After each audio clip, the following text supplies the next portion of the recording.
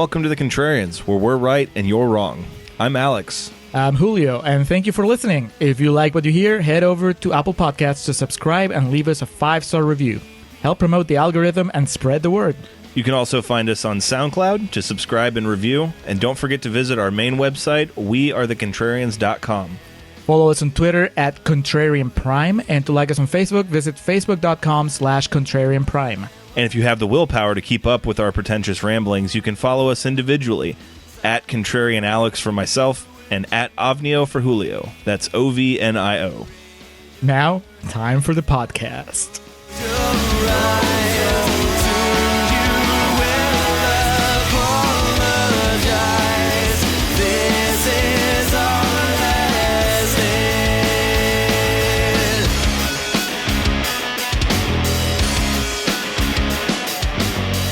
All right, we are recording for Contrarians Corner for the Nightmare on Elm Street 2010 version. The remake. Hello, and welcome back to the Contrarians, where we're right and you're wrong. My name is Alex, joined as always by Julio. We are here in part 2 of our 6-part mini-series on the story of the remake, the highest highs and the lowest lows, or are they? And as Julio mentioned, and if you had listened to our previous episode, you know we are here today to discuss the 2010 Michael Bay-produced Nightmare on Elm Street reboot. Directed by Samuel Bayer. I do believe on previous episodes I incorrectly labeled Marcus Nispel as the director of this remake, getting confused as he directed 2 of the other Michael Bay produced remakes in Texas Chainsaw Massacre and Friday the 13th. Marcus Nispel's agent reached out to us and had some harsh words. I don't want my client's name anywhere near this fucking movie, all right? Marcus Nispel will appear later on in this arc. Will help us close. He will. It's the closing ceremony. It's a closing gala. But very much like Mr. Nispel, Samuel Bayer here in a Michael Bay-financed world, coming from the world of music video directing and also commercial directing. We'll talk a little bit more about that in the second half of the podcast. But if this is your first time listening to the Contrarians here, what we like to do is we like to rage against the Rotten Tomatoes machine. If it is your first time for listening, we do thank you for clicking, downloading, doing what you do. So what you can expect on our podcast is typically we'll find a movie that is highly rated on Rotten Tomatoes, fresh, as they like to say, make a case for why it's not so great, then in the inverse, find a movie that's rotten, nasty green splotch, and make a case for the good in it. This does not always mirror exactly our feelings towards it. We're just here to prove that, one, the perceived way Rotten Tomatoes works is heavily flawed, and 2, kind of just here to be assholes towards the cynical nature of a lot of people out there to begin with. Just having fun with the fact that art is subjective. Couldn't have said it better myself. So we have Contrarians Corner, where we play Contrarians, regardless of our feelings, and Real Talk, the second half of the show, where we tell you how we really feel. Coming off of our previous episode, which was recorded last night, so Julio and I watched these movies back to back, definitely lends itself to readily accessible emotions, feelings. You don't have to dig deep to figure out how you're feeling while watching these movies. No. And shockingly, there's not going to be too much that differs here. My notes were fairly minimal for this. Got it all up here. So with our remake here, we had the original Nightmare on Elm Street yesterday on our previous episode, which was 94% on Rotten Tomatoes. The remake here that we're looking at, A Nightmare on Elm Street, starring Jackie Earle Haley, released in 2010, stands at a meager 15% on the old RT, so definitely did not set the world on fire. Julio, what were the critics saying about this movie? Wow. Lots and lots and lots of green splotches. It was hard to pick only 4. I could have picked 10. Emmanuel Levy from emmanuellevy.com says, there's really no reason to see this dreadful picture. Better to rent a 1984 feature. Which we did yesterday. Direct and to the point, yes. Dave White from movies.com says this is even less inspired and imaginative than the Friday the 13th reboot and makes Rob Zombie's Halloween films feel like the work of an auteur. My God. Just bringing Rob Zombie That's out. All he... You know. You just hear the solemn from the back of the room. Yeah. You said it all, brother. Jake Wilson from The Age, Australia, says, compared to the flamboyance of Robert Englund in the 1980s, Jackie Earle Haley as the crazed Freddy Krueger is more lumbering man-child than demonic daddy. Then what? Demonic daddy. Okay. I mean, is that what England was going for? Demonic daddy? I Went over my head if that's the case. Finally, Amy Simon from Three Imaginary Girls says, dear makers of this thing, you guys are doing it wrong. So much so that I want to get you in a room and say, I don't believe in you. You're not real until you disappear. Fair enough. Not quite sure if that strategy is going to work out, but I mean, be that as it may. it's an easier way of making your point, which is just don't give them your money. Don't go to the movies. But then you would miss out on this masterpiece. Oh, and a lot of people did go to the movies. This movie broke the bank for all intents and purposes, which we'll get into in the second half. But let's just get right to it. Our remake here of Nightmare on Elm Street begins not unlike the original in a dream sequence. This one kind of flips the script, though, as we're not dealing with a lady here. It's a man. A grizzled, bags under the eyes man that clearly hasn't slept in a while. This, it did more to help me as a viewer understand that this was a dream right away, as opposed to the original where it was very confusing for the first 10 or so minutes. You knew it had to be a dream because there's no way that a blonde, attractive man would be in danger in the real world. Exactly. The year was 2010. We were kind of toying with changing some horror tropes. So Dean is this character's name, is just lollygagging around this diner. Freddy pops out pretty quickly. It seemed like it was a while before we saw him in the original. It's almost like... They know what we're here for. They get to the point. Well, yeah. What's the director's name? Samuel Bayer. Samuel Bayer traveled forward in time, listened to our episode that we did in the original Nightmare on Elm Street, wrote down notes, went back, and basically made the movie we were asking for better or for worse. Dean snaps out of it. He's at this diner in Springwood, Ohio. We do get a shot of the Ohio State flag, which I appreciated at one point in the movie. He's pounding coffee, just trying to stay awake. He looks like absolute shit. The waitress at the diner is none other than two-time Academy Award nominee Rooney Mara, who is playing the role of Nancy that we spoke of endlessly yesterday. Now, in Heather Langenkamp. In the real world, she's playing the role of Johnny Depp, I guess. The star that's about to burst into the world. But again, this movie's like a sped up version because it was like 6 months later. The movie's not even over and Rooney Mara is already getting an Oscar nomination. Yeah. The credits were rolling and Fincher had her cell number. He saw an advanced screening of this and he's like, this is it. I've got my girl. I've got my 10-minute opening sequence. Dean falls back asleep at the table. He is killed by Freddy. It's made to look like a suicide, so already a bit more interesting and plausible and a nice tilt to put on it because, of course, we deal with suspected murder in the original, but here it's made to look, Freddy's making it look like this dude killed himself to not arouse suspicion quite yet. See, here it makes sense that people wouldn't be suspicious right away, that people wouldn't freak out. This is just like some dude that looked like he was a junkie and suddenly he stabs himself in the throat. Mm-hmm. Checks out. Move on. Next case. I could totally buy the cops, they have better things to do. I wish we got a shot of Rooney Mara saying, well, I guess he's not going to tip. We cut to Dean's funeral. I did appreciate that. At least here from the jump, we get a funeral, as in the original one, Tina wasn't important enough to get a funeral.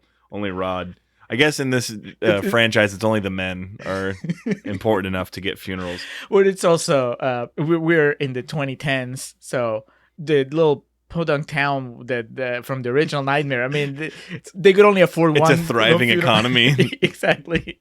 This is the Obama years. What recession? Exactly. Everybody gets a funeral. I did notice Freddy's knives were gold.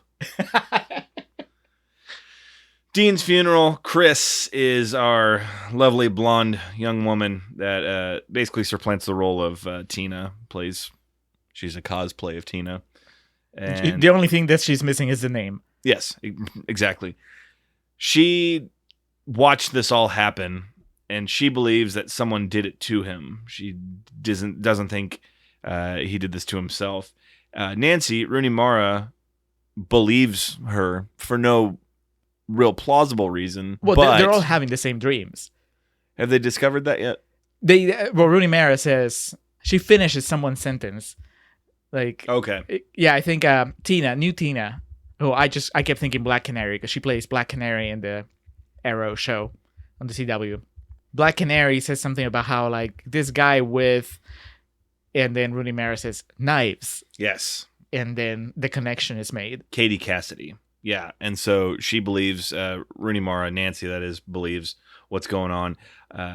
Distinguished actress Connie Britton, who plays Nancy's mother, Mrs. Coach, chimes in, No. There's nothing to worry about here. It was just a suicide. He was real mixed up. Let's go home. She is such a good actress, Connie Britton, that you can buy both things at the same time. One, that the kids wouldn't think twice about, just her moving things along. But she's also able to show us, the viewers, that she's hiding something. Yeah. You can see the lies behind her eyes, even if her children can't. Nancy, because it says so, is targeted directly by Freddy right away. And we get our first of endless homages to the original. What I appreciate is that the director, and I'm going to keep forgetting his name. So let's say Michael Bay was calling the shots here. Just Sam. So Sam, he knew what the audience wanted, but he also knew what the audience needed. So the audience wanted fan service. They want recreations. He gives you not what you need. He gives you what you want. He gives you both, Alex. Because first, he will use the homages, like here, right? Where Nancy is in bed, and you have that shot of the wall behind her. Suddenly, Freddy kind of sort of morphing out of the wall and almost attacking her. But with an upgrade. It's CGI, so it looks even better than the practical effects used in the Wes Craven exactly. Original. And also, there's no crucifix. So they did away with all the religion bullshit because it never paid off in the original anyway. So this isn't your grandpa's Nightmare on Elm Street. Yes, we've moved past religion in horror movies. If you're not gonna do an Exorcist movie, then just don't bother. But what it does is it uses every time it has a callback to the original movie. Approximately every 90 seconds to 2 minutes. I would say about 5 minutes. Okay. Because it'll have the callback, and then it'll use that as a springboard to go. To be into fair, a that's sequence just they're parceled out through one segment of the movie because by the end, there's no callbacks. It's all OG material.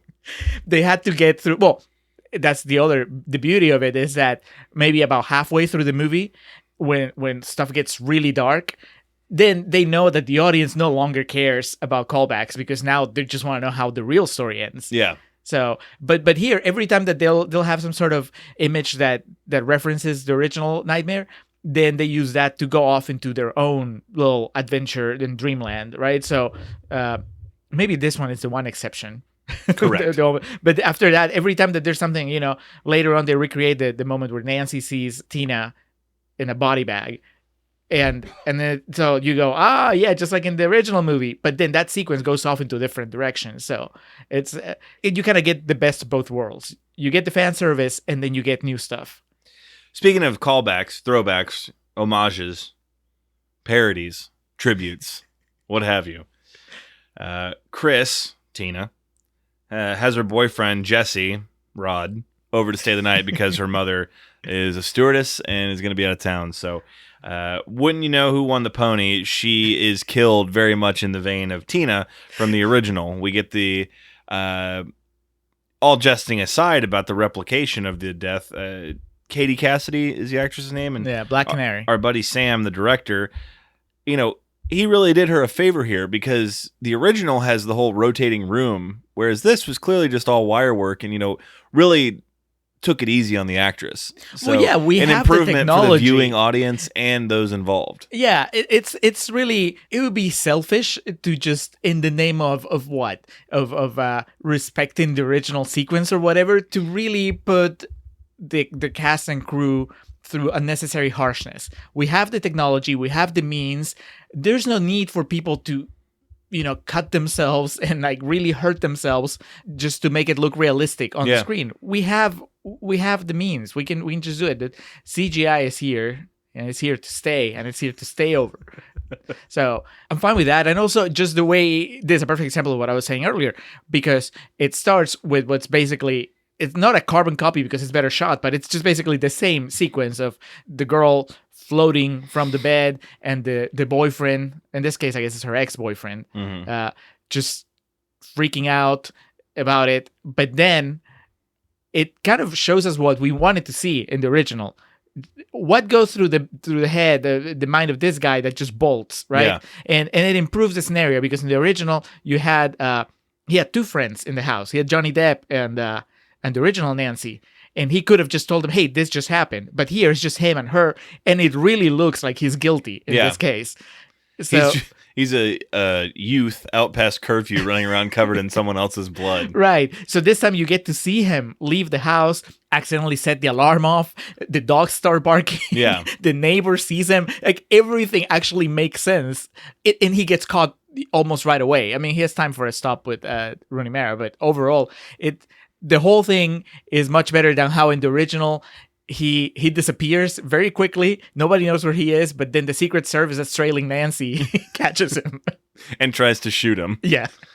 Speaking of all these things we see and are revealed, this is our first real look at Freddy, Jackie Earle Haley, and this is a new Freddy for a new millennia.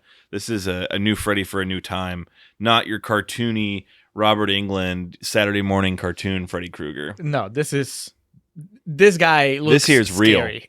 Real. This makes sense as far as with the original Freddy, it almost makes you think, how could they not know they were dreaming? Yeah, because that guy's ridiculous. That he doesn't exist in the real world. But new Freddy, I buy it. He looks like a psycho that you could just find somewhere in a dark corner in the real world. So also the shtick of the original Freddy kind of gets pretty repetitive very quickly. All he does is kind of like come out from behind a tree and go like, boo. And this Freddy, he's a little more versatile. There's sometimes where he's just pretending to be a teacher and he's like writing on the blackboard. And sometimes he's playing hide and seek with them and he's counting while he covers his eyes. He gets more to do. And he has a scary voice. He most definitely does. He's got the Christian Bale Batman voice. Some would say say my name. Some would say it was a bit lazy and predictable for Jackie Earle Haley to just exactly replicate the Rorschach voice from Watchmen, but I would say it's bold and brave because you don't expect him to be lazy. It's the perfect acting tool. You already have something that it works. Then just use it again. He doesn't look like Rorschach. So if anything, it fucks with your head even more. Jesse, when he's arrested, he screams, "Nancy, you know who did it?" Because he knows that they're all having these reoccurring dreams. But Jesse, we lamented and moaned about the police force in Springwood, or the name of the city. Forgive me if I am butchering that. But when they had Rod, they just kind of held him in the drunk tank. Here, Jesse just goes straight to prison. No trial. Maximum security. He's locked in a cell that's, the size of a large locker with another gentleman that presumably has done some serious shit to end up there. They wheel him through the corridor like he's Hannibal Lecter. He's already tied to a gurney. It has the muzzle. Yeah, so he's got his orange jumpsuit and he's just in there. Fortunately for him, he's not in there long because he falls asleep inevitably and is killed by Freddy in his dream. You said this was, to you, not necessarily a throwback to a nightmare movie, but more reminiscent of a chest burster in Aliens. That kill is pretty awesome. We complain about the weird escalation and lack of escalation in the original, where you have the really gruesome Tina death, and then you have the really lame Rod death, and where the sheets come to life and hang him. Here, it's pretty cool. It's once again, it does a really good job of mixing the elements of the original with new stuff because Jesse falls asleep in prison in his cell, wakes up goes into the dream, into this sort of factory setting that like a boiler room type thing. Which yeah. We kind of recognize from was it Nancy's dream in the original where she burns herself to wake herself up? And so in a way you're almost expecting him to do that. You're like, oh, this sequence is going to end with him burning himself and waking up, but that never happens. Nope. Instead, he gets to see just like more gruesome stuff. So there's that escalation where he sees his two dead friends so far, the dude that died at the beginning and then new Tina, Black Canary. They're hanging, their bodies are hanging in the corner. And then this amazing exchange happens where he says something like, "Oh God, why?" And then Rorschach says, "There's no God here, just me." Already into this, we're maybe halfway through, and Nancy and Quentin, who we haven't even talked about Quentin yet, you kept saying this actor's name. Who's it? Kyle Gallner? Kyle Gallner. If you're a Gallner. Veronica Mars fan, then you know him as the creep from season 2. Oh, yeah. I don't want to spoil season 2 for anybody because he plays a big part in the mystery, but you know who he is now. Yes. Yeah. Much younger, obviously. Yes. He's also in Red Poor State, kid. the Kevin So Smith mixed movie. up in there. But they're the only ones left. They're starting to strategize what the fuck they're going to do. Quentin is a child that was diagnosed with ADD, so he has these pills that kind of help him stay awake, so he's just fiending off those. You had to explain this to me because they know his name by now. How did they learn his name? Because there's one of the dreams where he has a name tag. No. Frederick. Hi, I'm Alfredo. Yo soy Fernando. No, I think that somebody says his name at some point in one of the. Yeah, I didn't explain it to you, Alex. I posted a theory. Oh, okay. I thought that's what would happen. You had said like they heard the nursery rhyme and just took his name from that. Oh, that was my guess. Yeah, Oh, okay. that because the nursery rhyme includes his name. Doesn't it say Freddy's coming for you at some Yes. point? So I'm thinking that might have been it, or maybe Connie Britton. She's such a terrible liar. She's like, no, there's nothing going on here. There's no Freddy. No Freddy. Kyle Gallner, man of science, once again plugging in a hole that was calling our attention in the original. Right? We had the closest we had to somebody having some sort of scientific approach to this problem in the original is that guy that puts the electrodes on Nancy's head and monitors her sleep, and then he completely drops the ball and doesn't follow through. Here, I like the explanation of the micronaps. That's, Kyle Gallner at least makes an effort to bring this together and make it sound kind of plausible and give it some sort of rules. It's not just that Freddy jumps in and out whenever he wants. It's that if you don't sleep, eventually your body makes you sleep even for half a second, and that's all he needs to fuck you up. So that was that. It doesn't take that much. I wish Wes Craven had taken this long, just an extra 5 minutes to put in one line of dialogue, and suddenly his movie would have been, 10% higher in the tomato meter. Nancy asks her mom, Connie Britton, have we ever known anyone named Freddy? She says, no, I don't think so.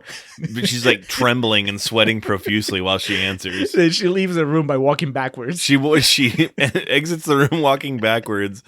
Eye contact not broken. Gets behind the door frame, and then you just hear. She goes into another room and presumably calls the fucking FBI or the CIA or something. Oh, Obama. And she says she's starting to remember. Well, okay, so we had our 4 main kids. We have 2 left, but then we only have 3 parents that we see.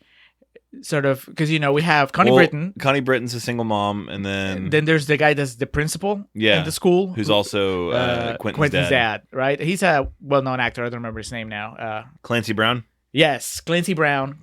He's a principal. He's Quentin's dad, and then there's Black Canary's mom, who went away because she was a flight attendant, like you said. And then there's a guy that I guess presumably is Jesse's dad. Who only shows up in the flashbacks. I don't think we see him. So I'm guessing she's calling Clancy Brown. He seemed like the ringleader out of that lynching crowd. Yeah, I was just verifying here that, there was a character that played Mr. Braun, who was Jesse's dad. So I think he was the one that was dishing out hot dollops of justice. Yes. So she's starting to remember. It's the guy with the pitchfork and the KKK mask. Oh, sorry, wrong lynching. After all this has gone down, Rooney Mara decides it's time to run herself a hot bath, and you guessed it. Oh yeah, how could you not? I mean, at this point, I imagine that people would have been so disappointed if they didn't get some sort of nod to probably the most iconic image of the original Nightmare. You have a 2-time Oscar nominee spreading her legs, spread eagle. The glove of Freddy Krueger comes up, and it's cut off in a similar way. It leads to another dream sequence, though, where Freddy's lured her to a preschool that she's vaguely familiar with. Some really creepy shit. Licks her face. Said, "You've always been my favorite. You were my first." Yeah, and it's impossible not to keep comparing. I wish I could just analyze this movie on its own, as its own movie, but it's impossible not to keep calling out all the ways in which it's superior to the original, right? Because here, it's almost like every dream sequence, every nightmare that Freddy starts gets you a little deeper into the conspiracy, the cover-up.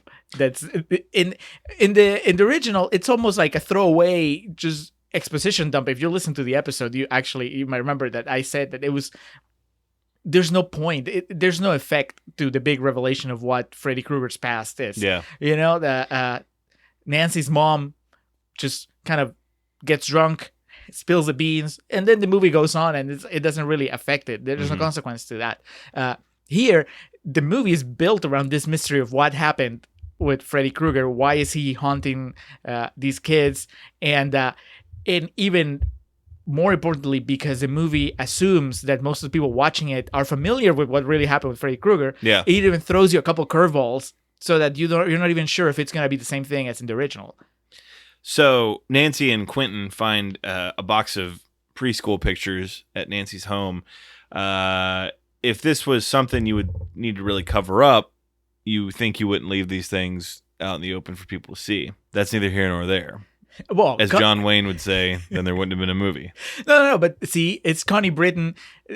She's playing it much more low-key here, but she is a drunk in this movie, just like Nancy's mom was a drunk in the original. It's the forbidden fruit. She's like, if you want it, go take it. So Nancy and... You have free will. I'm just saying it's not a good idea. Yeah, exactly. It's once you open this box, you can't close it again. So Nancy, that is, finds these pictures, goes through them, kind of curses out her mom, says, you're lying, what happened? It's a pretty solid Oscar clip, I think. Yeah. Right? Would that be like Rooney Mara's, or is it Connie Britton's? It's like a duel of titans there for a couple minutes. It is, and poor Kyle Gallner is just kind of chilling in the corner. He gets a couple cutaways, and it might have even, I think they recycled the same shot. But we get a series of flashbacks with a voiceover from Connie Britton explaining, and I don't want to go into too much graphic detail about this, but ostensibly, Freddy Krueger was a groundskeeper who worked at, or Fred Krueger, who worked at this preschool that all these kids went to, the kids that have been getting killed. The Bad Ham preschool. Nancy and Quentin, and he abused and molested these kids. Yeah, the movie, it's almost like what we said when we were doing the episode in the original, where we're like, the movie basically tells you that Freddy's a pedophile, and that's why the parents kill him, but then he goes around and jokes about it a lot, whereas this movie, once that revelation happens, just nothing will ever be the same, and the movie gets really, really dark. It was already pretty dark before, but now it's almost oppressingly dark, and the movie toes the line of, like, it basically lets your imagination do the heavy work, but it tells you more than the original did.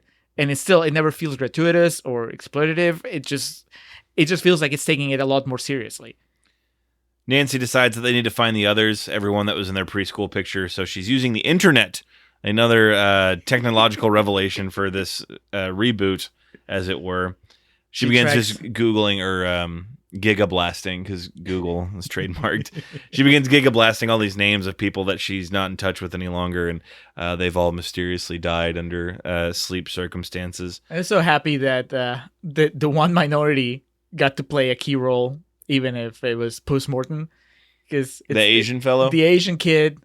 I was so happy that you pointed it out, first of all, because I don't know if I would have noticed or if I would have found it as amusing if you hadn't pointed out ahead of time that there's an Asian kid just like right in the middle of that photo. So serious. It's almost like he knows what's going to happen.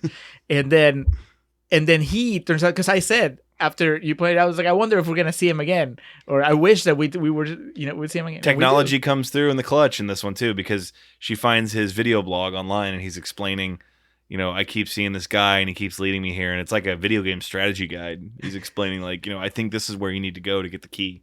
This is back when YouTube had even laxer standards as for like what stuff they're going to keep online. Because the last video ends with him dying, basically, right? He crashes his head against the webcam or something. He was never seen again. It's still there years later. 250,000 views. Lots of the ad revenue from that video off the charts. YouTube's just taking its piece of the pie. Blue Apron commercials beforehand. Well, it would be some sort of like sleeping pills or, Oh, that'd be super meta if they advertise Hypnosil, because that's the sleeping aid they use in there. Quentin, during swim meet, because he's still doing sports while this is going on, he falls asleep underwater, which is always a bad thing. Never good. Even if Freddy Krueger's not around. He has a dream where Freddy takes control but shows him what really happened to Fred Krueger, and that's that the townspeople rode him out on a rail, and they trapped him in a barn somewhere and threw a Molotov cocktail in there. Basically explaining, we're not going to go to the police, so I don't want to subject our kids to go through this stuff. That's right, because Connie Britton... Vigilante justice. Connie Britton, even when telling the truth, she couldn't go all the way. So she just said, he just left town. I know it said they're in Ohio, but they must have followed him down to Texas, because this is Texas justice right here. Oh my God, what's the name of the principal again? Clancy Brown. Yeah, Clancy Brown suddenly pulls up a cowboy hat, puts it on. It's like, get him, boys. It's also kind of crazy because, like we just said, we're down to 4 parents that are, that we kind of know. But when you get to see the actual mob that's going after Krueger, it's just like the whole town. But with the torches and the shotguns. What needs to be not lost on this is that Freddy here is portrayed as a sympathetic character that's, right, saying, I didn't do it. Yeah. Leave me alone. That's that first twist. Dude, that hair. But if that hair doesn't say innocent, I don't know what does. Get that hairdo to every defense attorney during jury selection. So we have here also the, I'm trying to think of something to equate it to. A scene in a movie where, someone's armed with an iconic piece. Batman, when he puts on the cowl for the first time, and the reaction that we see from Alfred. While these flames are surrounding Jackie Earle Haley, he leaps into the air chest first and rips apart his jacket to reveal his iconic green and red sweater. Superman style. Chills. Yes. Looks like he's about to fly away. But instead, what this leads into is the most, I guess, the closest to mean-spirited of the callbacks, because you get to see Jackie Earle Haley run towards the camera, completely engulfed in flames, recalling that moment towards the end of the original where the stuntman that they used for Robert Englund was a much, much larger man. It clearly, replaces him for the time when he's supposed to be in flames, engulfed in flames. So, CGI, baby. Yeah, here, again, technology. Don't hate it. Because of this, Nancy and Quentin, and obviously sleep deprivation and many other drug-induced issues, they think Freddy's an innocent man, and they think that their parents killed this innocent man. So they're looking for the cave, as their stories as children, not even children, like toddlers, was that he would take him down to the special cave and to be fair, do God knows what. It's not even that they think that, they think that he's innocent, but when they went and confront Clancy Brown about it, he also acts like, yeah, we never found the cave, so we probably killed an innocent man. It was better to have loved and lost than to never loved at all. Listen, everybody makes mistakes, and I love my children. So they're looking for the cave. What happens here? They end up in the hospital. How do they end up in the hospital? Oh, they run out of pills. Yes. Kyle Gallner, Quentin runs out of pills. His speed. So they stop at the Walgreens, and they won't refill his prescription because he's out of refills. And he's acting like you wouldn't give him pills even if he had the refill. Yeah. he's acting like really twitchy and everything. And Rooney Mara is waiting in the car and having micronaps, so she decides to go find him. And while she's entering the Walgreens, that's when Freddy attacks her again and cuts her arm. That's right, and she brings a piece of him into the real world because she brings a piece of his sweater in. They tussle, and it's kind of the equivalent of how in the original Nancy brings a hat, mm-hmm. and nobody reacts to it. Here she brings nice magic trick. Yeah, here she brings a tiny piece of the sweater, and Kyle Gallner is like, "Oh, okay, let's file this away for later." So Nancy's cut in this dream. She's taken to the hospital. They call back. They said we're going to put her to sleep, and she vehemently fights it. She also tells Connie Britton, "You know who did this." Yeah. Connie Britton once again walks out of the emergency room backwards. Just here running away. Quentin springs her from the hospital and also steals some drugs along the way. Just syringes full of shit. He's not entirely sure what they are. We get this would be his Oscar scene because he goes through the motions of a man shooting up for the first time. That's right. He watched Pulp Fiction a couple times, and oh yes, he did because so he knows that it prepared him for the ending. Yeah, adrenaline will help you out. So they go to the preschool. We don't know really where it is. It looks like it could be just a little bit outside of Springwood. Not entirely sure. But they get there. They go down to the cave. They find this stowed away room. I wouldn't say it's a boiler room. It's just kind of a hidden room. Concrete walls, no windows. Yeah, it's some sort of isolated basement.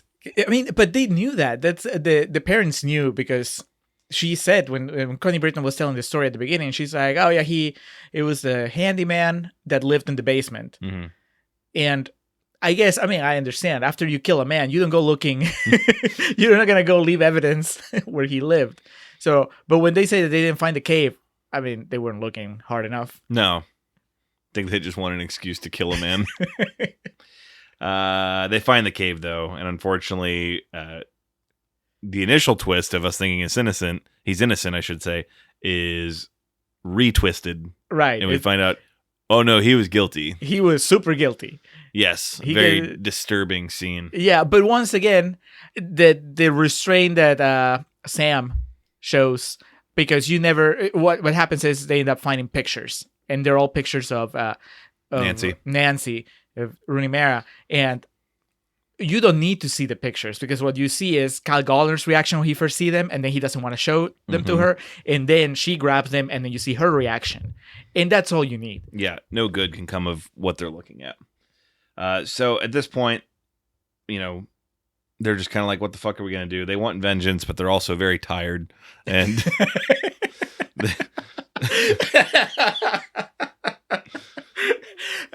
very relatable. We've all been there. So they say we can just sit here and let him kill us, but they say fuck it, we're gonna take him out. Well, they have to too because they were like, okay, they figure out that he's been fucking with them the entire time, and this makes so much more sense than Freddy Krueger's random terrorizing in the original movie. Here he has a purpose. He wanted them to remember, so he's been leading them to this place so that they could actually remember everything that happened to them, and seeing the pictures just finally makes it all click.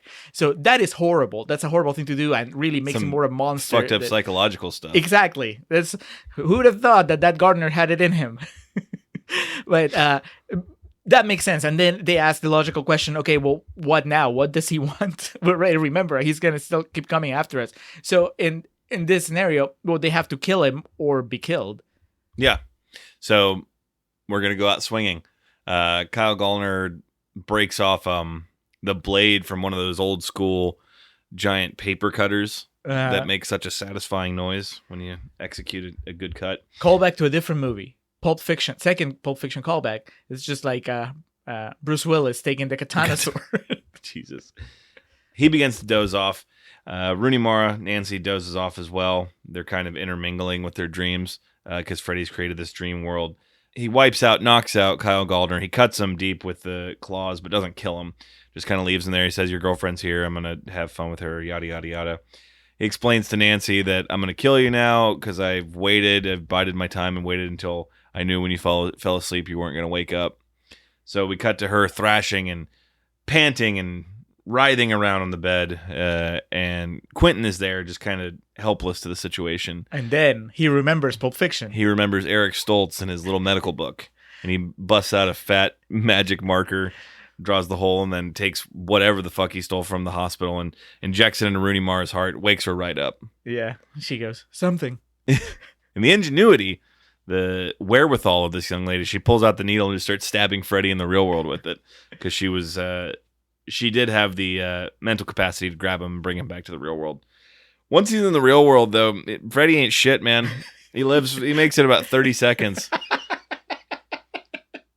he gets a slash off on Kyle Gallner, and then Rooney Mara takes the blade and cuts his hand off with the claw. I think you realize that without the glove, Freddy is nothing. And he turns around with like this look of horror on his face, like it's like he realizes it too. And then he looks at the camera and he goes, "Not again."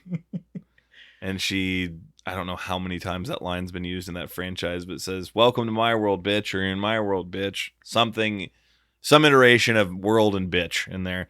And then takes the blade and slits his throat. And probably the one visual I remembered most from seeing this 9 years ago was this just thick black blood starts just pouring out of his throat. And he falls back and his neck splits and makes a bunch of gross noises. And Kyle Gallner seems surprised that he's still alive. That Kyle Gallner, is alive. It's like, I saw the original movie. Johnny Depp didn't make it to the end. And that pretty much wraps us up, except for Connie Britton picks her daughter up, takes her daughter home. Rooney Mara's in a sling. And then she's like, I promise, no more secrets from now on. And the final callback, in probably the most improved callback. Complete remaster.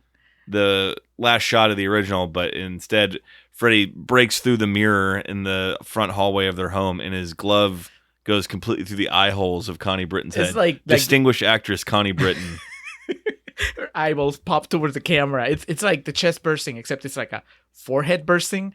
It just, I did not see it coming at all. And I've seen this movie before. And then he drags her whole body through the mirror. The mirror closes back up and is one again. And that is Connie Britton the entire time. Yeah. That is not, there's no clumsy cut to mannequin or a miniature like in the original. This time it's just, she still has the scars from shooting that scene. And then Rooney Mara gives us one last scream, as any horror movie worth its weight will do. And then we go to the credits. Directed by Sam. Just call me Sam. I did not, because I was still reeling from Connie Britton's death. I did not pay attention to the end credits song. Uh-huh. It's not some bullshit song. It's like it's not "Dream a Little Dream of Me," but it's something where "dream" is in the chorus. It's just not "Sweet Dreams," which is what I was hoping it would be. That'd be good.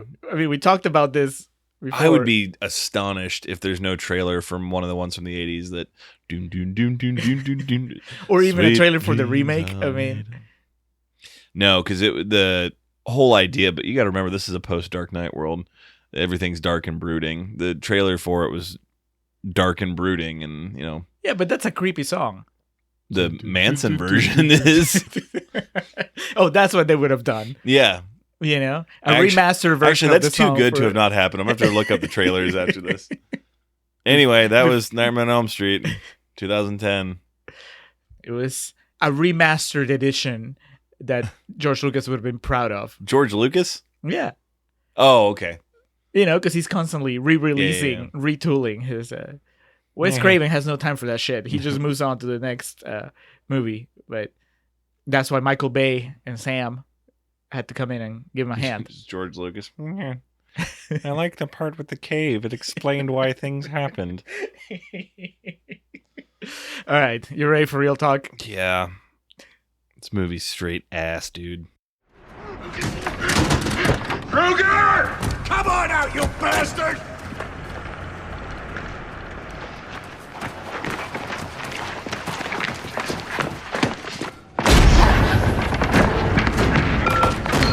Damn it! You open this door, Kruger! What do you think I did? I didn't do it! Get your ass up! Open the fucking door! What are you doing? Norm, make sure you can't get out the back!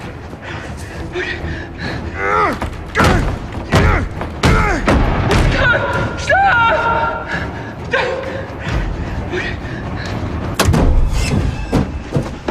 What are you doing? No. This isn't the right way. We've got to. And what is the right way? Our kids get on a stand and have to tell a room full of people what happened to them? Right, we've got to call the He's police. right. This is not the way This to ends do tonight.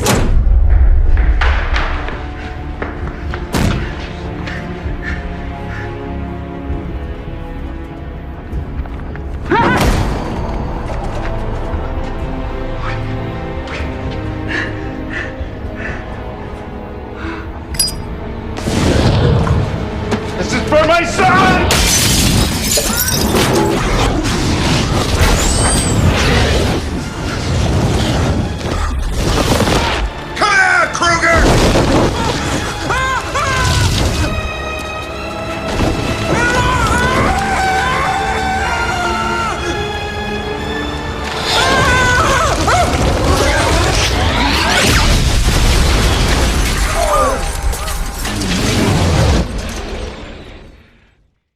All right, we are recording for Real Talk for the Elm Street remake.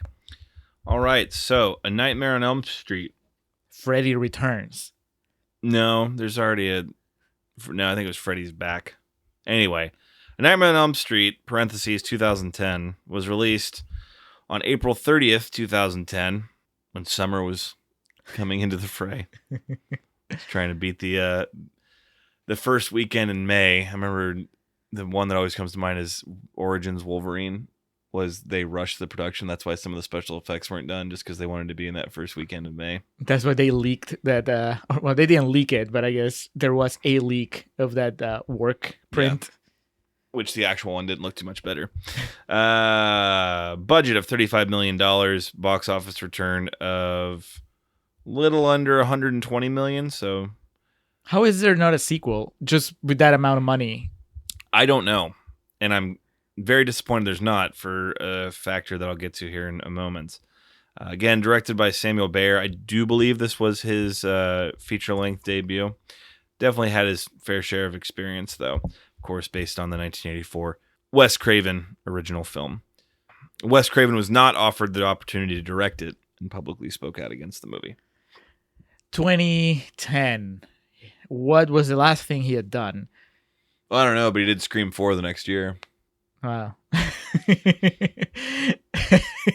If you want to know how we feel about episode 20 of The Contrarians, features... Scream 4 is Ben-Hur compared to this movie, dude. No, it isn't. Yes, it is. I think they're on about the same level. You really don't like Scream 4. I really don't dislike this movie. We'll get into it, but... Rooney Mara hated being in this movie so much that she almost quit acting. That is... come on. Was it a she bad looks experience? pretty unhappy in some parts. Well, she's supposed to. So? I thought she was a good actress. Now I just realized she was just being a brat. Yeah, it's like Bradley Cooper in Hangover 3. Like, let's just get this over with. I'm not taking the sunglasses off. Heather Langenkamp, who played Nancy, of course, in the original, was offered a cameo in the film. She was supposed to be the waitress in the opening diner scene, but she declined the offer. Broke the midnight opening for a horror film, which I was very surprised to read. I don't know if this is true. I just choose to believe it is. It's on the internet, Alex. There was consideration of Billy Bob Thornton and Steve Buscemi to play Freddy Krueger. Love it. I would love a Steve Buscemi Fred Krueger. So that would be closer to England, like a revamped, updated England. Hey. And Billy Bob Thornton would just be fucking creepy even without makeup. Oh, dude, yeah, he'd be terrifying. I'm going to kill you now. God. Oh, Billy Bob Thornton licking Rooney Mara. It's just... The whole thing becomes... It has to be in Texas then. You can't have the Ohio thing. No. Jackie Earle Haley and Rooney Mara signed up for multiple films. Jackie Earle Haley's contract was for 3 total films, and Rooney Mara's was for 2. It's almost 10 years later, and there's no indication of a sequel, but I say it's time to cash in those chips. I mean, their stars are as bright as ever. Just imagine it. Academy Award winner Jackie Earle Haley. 2-time Academy Award nominee Rooney Mara. And Kyle Gallner as Quentin. Okay, got a little bit more, but I don't want to steal too much of your thunder. What's my thunder? Well, for your quotes. Oh, okay. Say, yeah. I was like, I was not in the movie, Alex. You weren't Jesse? No, he just looks like me. He's that handsome. Actually, he looked like Joshua Jackson. I didn't get to mention it, but to me, it was like, well, it's the poor man's Joshua Jackson. And then he got killed. All right, quotes. I'm sorry. Jackie Earle Haley didn't win. He was just nominated. For Little Children. Little Children? Yeah. Huh. Well, he's still great. I haven't seen that movie, but, you know. I'm just... When we were talking about it while we were watching the movie, and I brought Little Children because he plays a pedophile in that one, too. Mm-hmm. The bigger point of the story... Well, no. The point of the story was that now he's played a pedophile in 2 movies. But the brighter point of that story is that it brought him back. Little Children brought him back, and, you know, then he was... I love he did semi-pro after that. He was Dukes in I Semi-Pro. forgot that he was in Semi-Pro. Yeah. Yeah. He's everywhere now. You just, he shows up like in tiny roles, sometimes in bigger roles, but it's just, he's always there. And it's just, assuming he's a good person, that's kind of like a cool story, you know? Like, Forgot he was in Lincoln. also forgot. Yeah. But every time I see him, To I know be fair, who he that is. movie's incredibly forgettable. Alex, are we doing Lincoln for episode 100? Lincoln, I'm sorry. Daniel Day-Lewis was good. James Spader was good. Tommy Lee Jones was there. It was just He was sleeping with a black woman. Plot twist. a boring movie. It was good. It wasn't like, Not to top-tier Spielberg. downplay anything about Lincoln, Abraham Lincoln. oh, he freed the slaves. Big deal. Yeah, it was just, I remember being bored with it. All right. Stop trying to derail the conversation about Nightmare on Elm Street. Well, let's get to it. Fresh quotes. They exist. I found them. I had to do some digging, but I found them. Christine Champ from film.com says, Freddy's back and he's slicker and more sinister than ever. I don't know that he's slicker. No. He's No. bumpier. Our conversation will reveal that the one thing that we probably agree on is that I don't care much for this Freddy Krueger. No. I mean, we just finished talking about how awesome Jackie Earle Haley is, but I meant in general, not in this movie. Zan Brooks from Guardian says, does it matter that the plot is little more than a cynical, machine-tooled retread of the 1984 original? Debut director Samuel Bayer was not hired to dismantle the franchise, but to shoot it afresh. Okay. That's a point. Michael Compton from Bowling Green Daily News. I think it's a film that succeeds within its own boundaries. For that, it deserves faint praise. It's definitely the best of the recent horror remakes. I wonder if that's Bowling Green, Ohio or Bowling Green, Kentucky. I don't know. But, I mean, he's basically saying it's better than Friday the 13th, the remake, and Chainsaw Massacre, the remake. Well, yeah, Chainsaw Massacre remake's much better than this, but Friday the 13th is equally as bad as this. You wouldn't pick a favorite out of those two? This has Rooney Mara. That's kind of worth watching. The highest tier actor in the other one is some dude from what's that show that people love? That 70s Mystical. Mystical. Shit, it's going to bother me now. Continue. All right. Finally, Michael DeQuina from themoviereport.com says, an homage to Craven's vision that is believable, earnest in execution, and completely faithful in spirit. Supernatural was the name of the show. Oh, one of the two brothers? Yeah. Huh. Jared Padalecki is in don't remember. Friday the 13th. Yeah. Yeah, no, this movie sucks. No, it doesn't. It's real bad. It was. I can't tell you if I ended up liking it because we just watched the original and I did not care for the It original. made me like regret burying parts of the original last night because it looks so glowing in comparison. This is a very special moment in the Contrarians history because we're having the Elizabethtown effect both ways. Watching this movie made you appreciate the original more, and having watched the original made me appreciate this movie more. Oh, good Lord. Yep. Because I mean, it's the second time I've seen it. It's your second time too? Yeah. Yeah. First time I watched it, I think I've told this story on the podcast before, but it was basically me and some of my friends who, when we worked at the movie theater, this is before I met Julio, we had a print of it that the studio hadn't requested back yet. We were also doing midnights of, if I remember correctly, it was Ridley Scott's Robin Hood, which was almost 3 hours long, so we had time to kill. So the group of us, probably 6 or 7 of us, watched it together and kind of Mystery Science Theatered it. So that made it really palatable. And just kind of sitting here and watching it and reading about it. And then, we would joke to each other, but we pretty much had to pay attention. I was like, this fucking sucks. Because you had to think about how to make it sound good when you're I guess. I don't even know if I did that in the first half. Everything I said was with such condescension. I think you did okay. Poor Connie Britton. Dude, she gets probably the best kill in the entire movie. Okay, so let's talk about Connie Britton first. The eye candy of the movie. Gorgeous Connie Britton. Was coming off like a good actor trying to act like a bad actor. Alex, the worst actor in this movie is 10,000 better than the best actor, Johnny Depp, in the original. Because here they're given something to do at least. Like the people in the original are not just not good actors, but they have nothing to like. The people on the boat, they're floating, trying to save themselves. The people on the boat are throwing like bowling balls at them. Here, at least they have lifesavers. Is she playing a bad liar? I believe so. Yeah. I don't think that she's playing a good liar badly. The problem is with the acting thing, it's not a problem as much as it is a circumstance of time and situation that wasn't around in 84. Just these people doing this movie kind of just, yeah, let's do this. And so you get not bottom of the barrel, but also those movies weren't wildly profitable yet. It was kind of like, well, no, Halloween. Let me finish. Halloween, the first Friday the 13th, and then this came in, and then they started really making bank. So there had been kind of the anomalies so far, but horror, the slasher franchise, wasn't viewed as a springboard quite yet. So I think the motivation wasn't necessarily there like it is now. I think we see middle of the road actors and actresses that are in slasher movies really trying to go above and beyond because they're not sure if this is going to be their springboard. So I think that is to complement what the genre is able to do and also kind of explain why their acting was more flat in the original and why it was more over the top here. All that being said, Rooney Mara is clearly the best of the youths in the movie, and she's giving approximately 17% effort.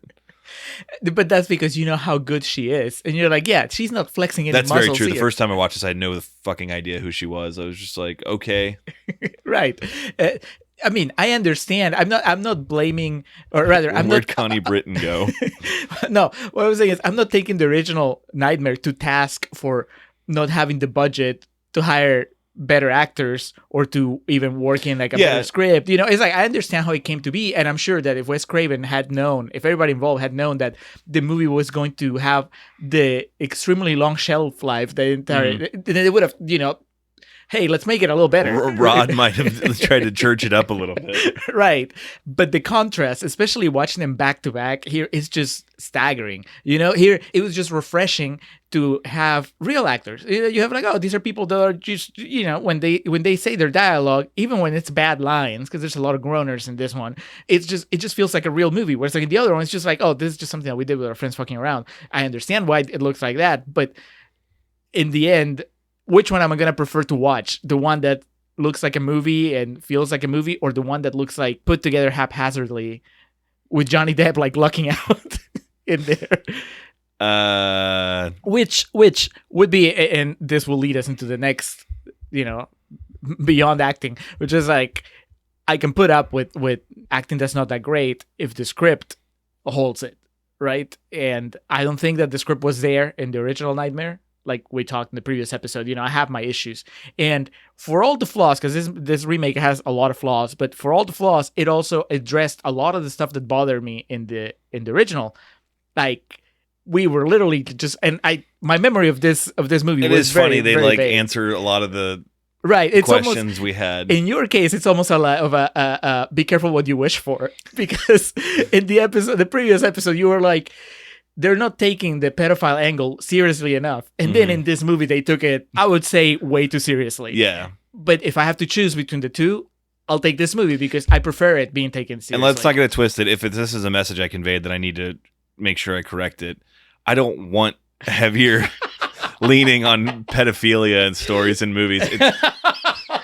My argument was that, like, for the slasher genre, it kind of takes away from some of the fun and levity of it, that he's a child molester. And then this one, to your point, though, that's what we said, like what we talked about, we agreed upon, there's a more interesting movie here if we paradigm shift from the campiness and overall aura of a slasher movie into more of like a thriller, like a Silence of the Lambs type movie, where this guy's this insane fucking pedophile type thing and is able to come back through dreams. But even still with this, they still they do up the ante on that side of it, but they still make sure that Freddy gets all his one-liners and shit. Yeah. Let's say Freddy for last because because that's the thing that we're gonna agree on. I think that the movies are working with a similar runtime. and what they choose to do with that runtime, it's something that really differentiates them. Because one, watching it today, it just feels like a collection of tropes and never really went anywhere interesting. And here, there were tropes. I generally don't enjoy horror movies. I'm not going to say that I enjoyed watching this very much. But, like I said, if anything, I enjoyed it more in the sense of the contrast after having watched in the original first. But dude, it is a shining example of the Dark Knight fallout of let's take something that's been done before and just put this grimy coat of darkness over it. Yes, but it's not just that it made it dark. And this, I'm not blaming this movie. There are, at this point, potentially hundreds of movies that have missed what made that special in The Dark Knight and why it doesn't make your movie special. Yeah, I think that you can have this movie, you can have a Nightmare on Elm Street remake that's not as dark as this one, that it's similar in tone to the original, and it's still done better. You have better actors, a better screenplay, a better story. But the fact that they went so dark in this one is not one of the things that bothers me, because I understand that point of view. It at least decided this is where we're going to go. The script doesn't balance that, though. It doesn't balance how dark it gets in the end. But I'm okay with that because, again, it's the escalation. Like, it progresses to getting that dark. And I think that when they were making this movie, they were very aware of the fact that most people watching it, like, there are no surprises, So you already know going in that Freddy Krueger is a pedophile that got vigilante justice served to him and all that stuff. So in that sense, it's already dark going in. Even before you start watching the remake, you already know what you're in for, unless you're about to revamp the whole thing. So instead, what do? They actually gave us some time with the parents.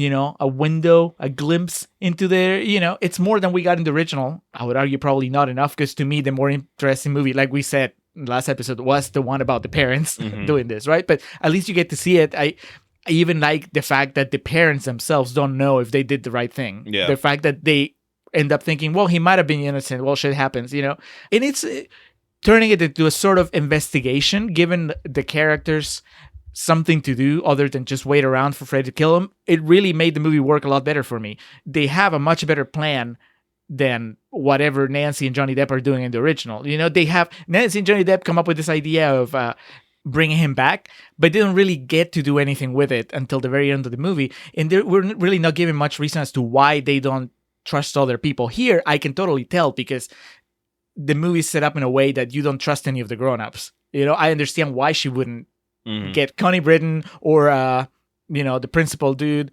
why they wouldn't ask for their help, because the movie has taken a stronger stance in making them these figures that are not going to be any help. So I can buy that now it's just up to Kyle Gallner and Rooney Mara to just do it, and they go in their investigation and the story moves and there's stuff that happens. And so as far as like how the movie is structured, regardless of the darkness, it works for me better as a story.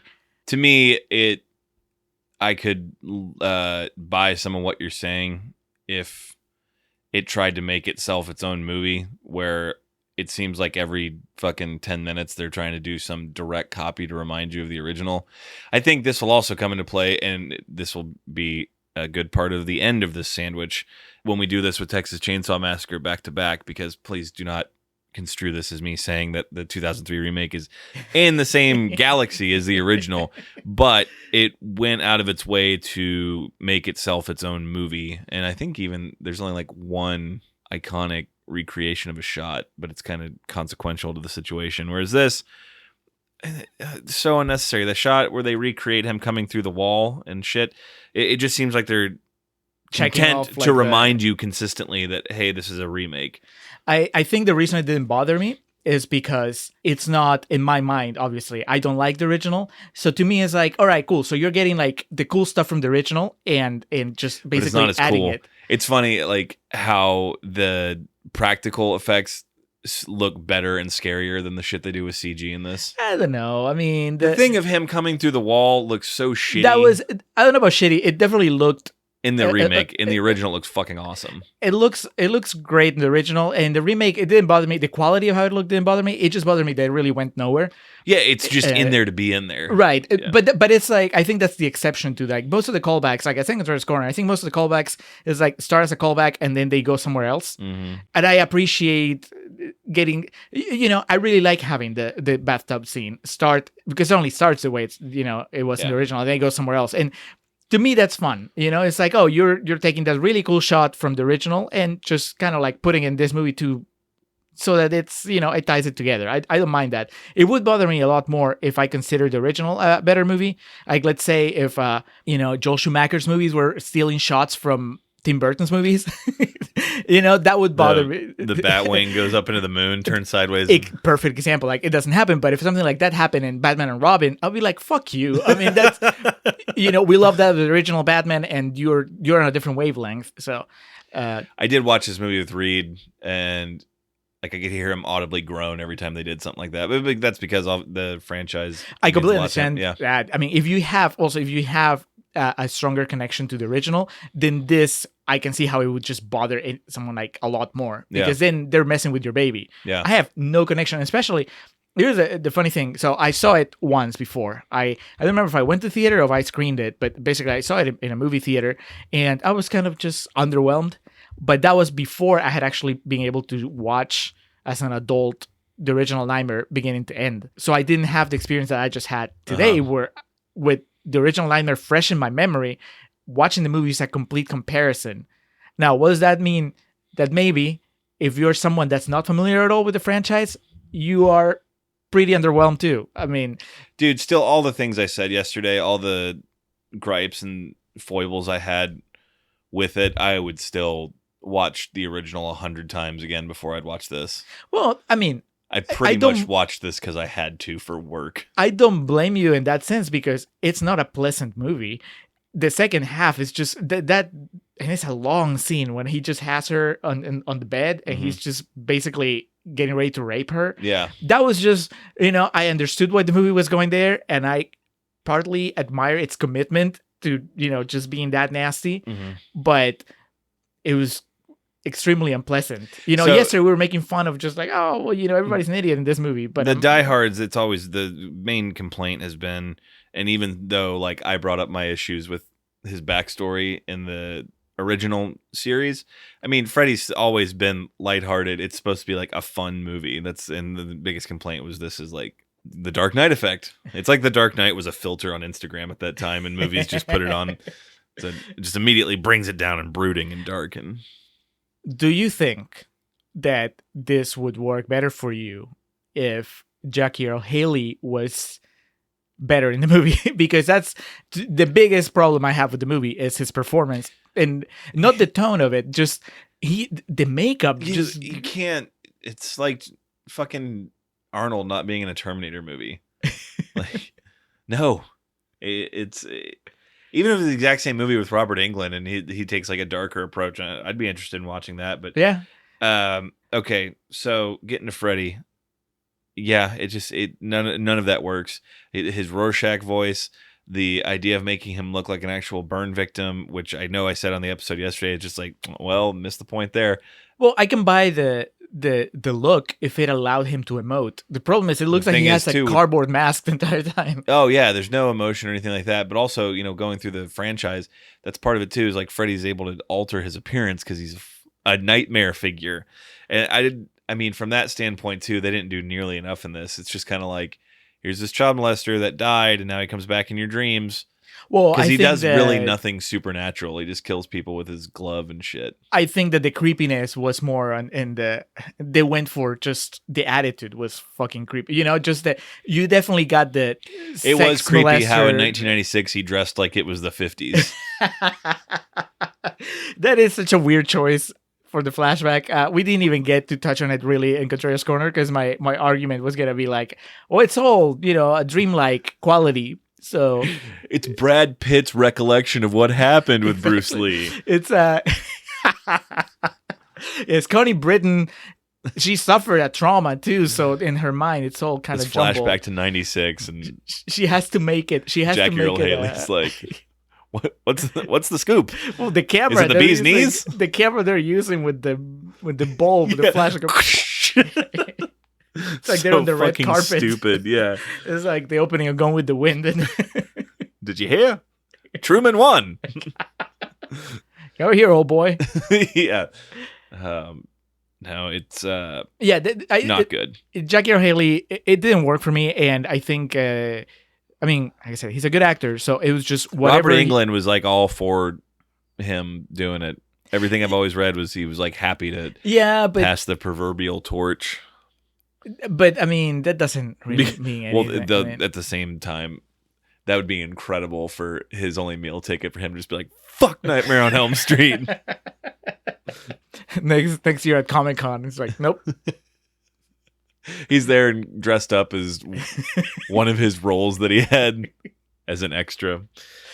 Yeah, Jackie Earle Haley is a good actor, but this is like in a certain sense beneath him, and so I feel like, and not the idea of playing a killer, or like not the idea of even being Freddy Krueger, but like this movie and this script kind of feel beneath him, and it feels like a misguided interpretation of the character. Like it seems like there was something lost in translation between what the writer and director and what he wanted to do, because it just seems kind of like in certain elements that he's on kind of a different wavelength. So to me, I think he's just going for monster, right? He's doing the voice and just wearing a creepy mask in a way, and not really much in the way of. Not even. I mean, I don't. It's not that I miss the humor, but you're right. The one-liners don't work. Like the few one-liners that he has are actually. It's okay that they're repulsive, but I think they're even like too repulsive. Yeah. Because I don't know if they were trying to be funny or they were trying to be really creepy. You know, he has all these like double entendres in the third act when he's going after Nancy. It's just, but it's tonally inconsistent. Yeah, I mean, this is not a movie where that set up the mood for one-liners. Yeah. And if the one-liners are supposed to unsettle you, I guess they achieved that, but I don't think they were necessary. No. I think that the movie would be better off without them.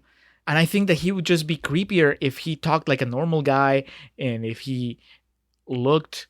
Okay, so he doesn't have to look like the original Freddy, but he needs to... I need to be able to recognize some sort of humanity, you know, in his...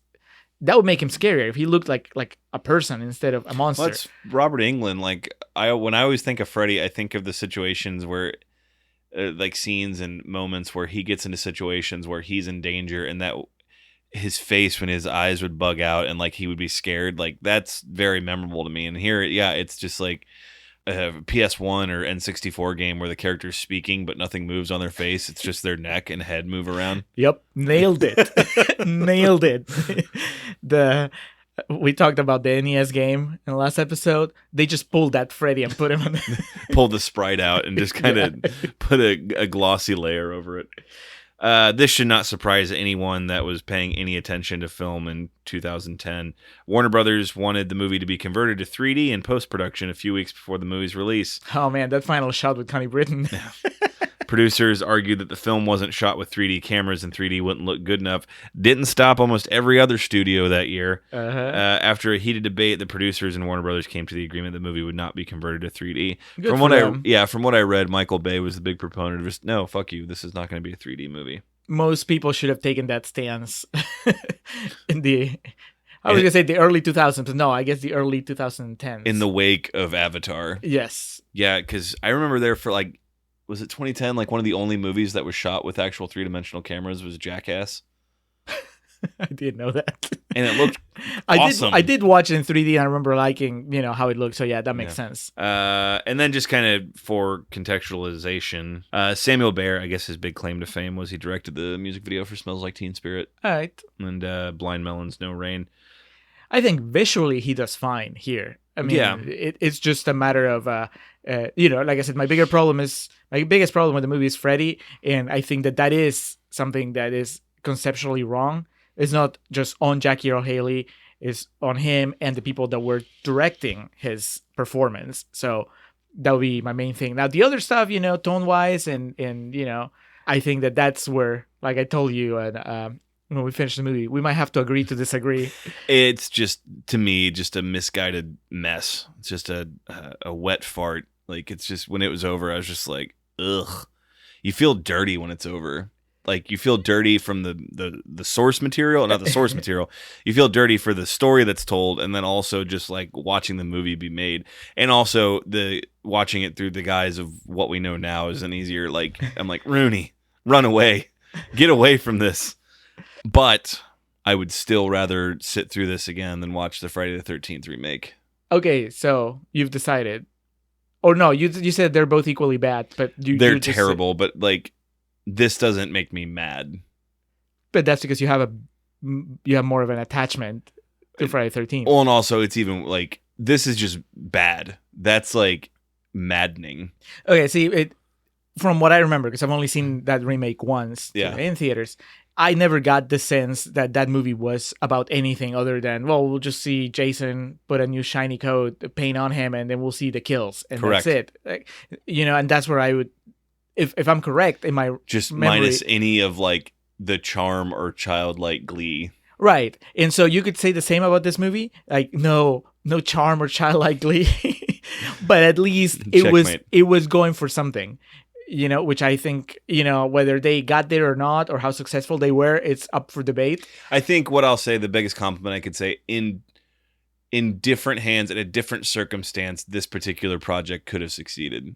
For me, there were too many failings with bad acting and just misguided. It seems like the movie almost has like an identity crisis. Like, do we want a slasher movie or like this serious, like psychological thriller type thing? I think it's tricky because I think, at least to me, the original Nightmare on Elm Street is kind of a sacred cow that's not very good. No sacred cows on here. No. We took it to task yesterday. Yeah, but you know what I mean? So then when you have to do a remake, you find yourself in the really awkward position of having to come up with a way to honor it because so many people love it, even though there's so much to improve on it. Mm-hmm. And so, like I said, at least I'll commend them for taking a sort of approach to it. Dude, you're going to have massive Elizabethtown syndrome with the Texas Chainsaw remake. Having gone through this and everything, and be like, yeah, it wasn't that bad. Because people hate it. I also haven't seen... in there. I haven't seen the original... Bouncing around. The original Chainsaw Massacre in a long time. But when I watched it, it was not a pleasant experience. But I came out of it saying, okay, I understand. Mm-hmm. I get it. I understand why people like this movie, why people hold this movie in high regard. And so, again, not to bury Nightmare on Elm Street, but yeah, from a filmmaking perspective, there's a lot more wow and oh and like moments of understanding with Texas Chainsaw Massacre than there is with Nightmare on Elm Street. In the remake, you mean like the comparing the? No, you're talking about the two originals. The experience of watching. Okay, yeah. Gotcha. Yeah, I'm honestly... The remake is not something I would call a cinematic achievement, but it's well, still no, I good. thought you were saying that when watching the remake of Chainsaw Massacre, there were moments of insight and wow regarding the original. Like, the remake made you see the original in even different light that made you appreciate it even more. To be fair, every time I watch that movie, I'm like born again. I'm just like, oh God, this is so incredible. To be honest, I'm kind of dreading watching the original because it was such an uncomfortable movie watching experience. Reed took his friend to the 40th anniversary screening at the Draft House who had never seen it before. And to me, I've joked that they could do a quote along for that and I'd be game because I know that movie page and verse. So I think he was a bit mortified at me and Reed kind of chuckling and quoting a lot of it because when it was over, he was just sitting there like, that was not what I was expecting at all. He thought you were taking him to like the Rocky Horror Show or something, like that kind of communal experience. Or he expected it to be like an original Nightmare or Friday the 13th, just goofy, like, because it's not goofy. It's very blunt and in your face. But we will cross the Texas Chainsaw Bridge when we get to it. Closing thoughts here on the Nightmare on Elm Street. Myself, for as much as I kind of, I used the word earlier, lamented about the original and some of my qualms with it, the purpose of the franchise was always what most of Wes Craven's intentions were to make, I don't know if it was necessarily his intention, but people that always finance his movies, date movies and things like that, and things you can take a date to and get scared and come closer, but then you guys laugh at some of the silly shit and stuff like that. To me, my biggest qualm with the Nightmare thing is obviously the backstory is kind of makes the approach a bit disjointed, just for my take personally. I will not include Last House on the Left in that. He made that movie, and I've always thought that movie is just absolute garbage. I think it's. How do you feel about the remake? I didn't even waste my time. I know Aaron Paul's in it. I've seen the remake. I haven't seen the original. I watched the original when I was in college because people herald it as this, landmark in horror filmmaking, and it's disgusting. It's like a borderline snuff film. I don't use the word often. I hate that movie. The remake, it's not like that. That's kind of what I was wondering. I watched it mainly out of curiosity, just because I had heard so much about the original, and I was wondering if they were gonna tone it down or what they were gonna do. And it's just kind of, I don't know. I was underwhelmed, I guess. Yeah, when he got to the 80s, though, is more of what I'm talking about, and that's kind of where he started. And so from that point on, the Nightmare franchise was always supposed to be kind of more lighthearted and goofy. Like there's one, a guy's reading a comic book and he falls asleep and he turns into a comic. He goes into the comic book and then Freddy just cuts him into ribbons. And I think that's the third one, right? Dream Warriors. Yeah. So he's still a pedophile, though. That's my point. I have fun watching these, and then in the back of my head, it's like a tick, and I'm just like, oh, yeah, I shouldn't be having fun with this. That's my moral quandary with really enjoying some of those movies. Moving along to this, it fails on so many aspects of being a Nightmare on Elm Street movie. It succeeds in some of the things that you and I were questioning about the original yesterday, which makes it interesting. And like I said, in different hands, in more responsible hands, or hands that cared more, I think this could be something interesting, even if it's just kind of the Nightmare is a germ of the idea and they kind of take it off to something else. Because I think there is some interesting stuff there to make a real dark psychological horror movie. I know I referenced Silence of the Lambs earlier because that kind of came to mind. But with this, and I say care more because these are only done with the intention of making money. So I think I'm sure somebody cared. Clearly, the people who wrote it were like, "Hey, we got this idea to put a spin on it." Yeah. I mean, I think that. I mean, you look the macro the studio picture. Watched it and said, "Hold exactly. The studio, Need whoever. Tits. Connie. God. Whoever and she walked out of the room backwards. Whoever came up with the idea of that shot of Jackie Earle Haley in flames, ripping his jacket off, so you can, that's like bad stuff. And the movie like crescendos when he's doing it, right? That's like the kind of stuff that's bad. But at the same time, I would give Sam. I would give Sam the benefit of the doubt. I mean, more than that, even it's like a guy, his first time directing a movie, and I do believe that he was trying his best, and then I don't know how much of it was like studio notes. I don't know how much of it was just swing and a miss as far as like the things that I don't like. I don't think anyone was intentionally trying to tank this. I think it's just kind of the sum of its parts, and the parts were not the nicest in the shed. Yeah, I think that, but there were some of the reviews, like the quotes that I saw, that they were just even more cynical, and they were just saying like, no, they just knew that it was going to make money, so it didn't matter. They knew if it was just going to make money, it would have been like the Friday the 13th remake with like no effort at all. Yeah. A kid, a child in that movie, he was probably like 22 or something, but a kid in there's a scripted line. Someone got paid, presumably a large amount of money, to write a line where someone says, "Your tits are spectacular." It was ad-libbed, Alex. Then Jason should have really offed that guy. All right. I think this is until I'm proven different. I don't know of two people that on two consecutive nights have gone this deep into the Nightmare on Elm Street franchise. We didn't give a score to the original last night, so let's do both of them together. B+, and this is for the original. No. Solid B. Get that plus out of there. A B, and then this D-. Was it lower than a B last night before you watched this? No, I think I always, appreciate it and know I can understand it for what it is, type of thing. I think what that is easy to poke holes in. And, there's a lot of things that I love that I will consistently point out the plot holes in. Pro wrestling, for example. I think, my current opinion and mindset on it has definitely been raised by watching this, but I'll stay with a consummate B for that, perennial B. And then, this is like a D-. It's not quite to the level of, I would call it a failing movie. It is not. It is better than Christmas with the Cranks. I wasn't even going to ask. it crossed my mind earlier when we finished the movie and you were visibly upset. But then as the conversation went on, I was like, no, he actually... Yeah. We wouldn't have had this kind of conversation about Christmas with the Cranks. I mean, in fact, we didn't. I was looking up on Letterboxd to see how much I gave it when I rewatched it. Man, I thought it was not so long ago, but it was in 2016. I rewatched it. I gave it 2.5 back then, and that's how I feel this right one? now. No, for the original. I think it stays at 2.5 for me. I can appreciate, like, in context, I appreciate why it's such a big deal, and I think there's good ideas, but there's a lot of the execution that just gets in the way of me enjoying it. This one, I'm going to go 0.5 extra, so it gets 3 stars. I appreciate listeners, if you could see Alex's face right now. I appreciate everything that tried to do, and a lot of it worked for me. It really just scratched all those itches that I was having during the original Nightmare.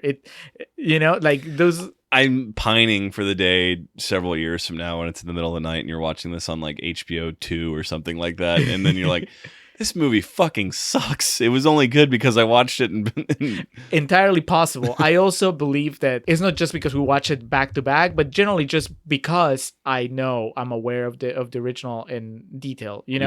I think that somebody that comes in fresh, that this is the first Nightmare on Elm Street movie that they watch, they might enjoy it. Probably they wouldn't hate it the way you do, or they wouldn't be as disappointed as you are. I don't hate it. I know. Last House on the Left. Thank you. But they definitely, I don't think they would enjoy it in the way that I did, because, like I said, part of my enjoyment comes from just seeing the improvement. Yeah. If I wasn't seeing that as an improvement, I would just be like, just do better. Yeah. In this case, it's like, well, they did better. There's still room for growth. Be funny too, someone that like watched the original of this and then the remake and be like, those are comparable, then goes in and Friday the 13th watches the original and the remake and like, wait a minute, this is nothing alike. He's not even in the movie. All right, so we recorded last night. The only plug I have, winding down, I mean, we have the consistent plugs of the festive years, who provide our opening and closing tracks, opening Last Stand, closing Summer 99, thefestiveyears.com for all your festive years needs. We've got our main man who works on our logo, or created our logo, I should say. Yeah, Hans Rothgieser. He does logos, he does comics, he writes. If you know Spanish, there's about 5 novels written by Hans. I don't know if you can get them online, but you can definitely get them in Peru. And he has a podcast, Nación Combi, that's in Spanish. It's about Peruvian stuff, mostly politics. You can find that on any podcatcher. He also has a podcast in English called Living in Peru. That's about immigrants to Peru. That one you can find on iVox.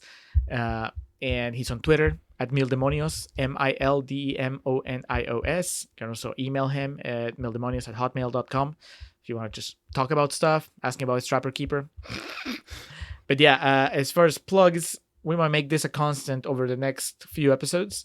We're talking about our friend and former guest, Reed, because he has love for the Nightmare franchise, but also his annual sci-fi film festival in Austin is coming up.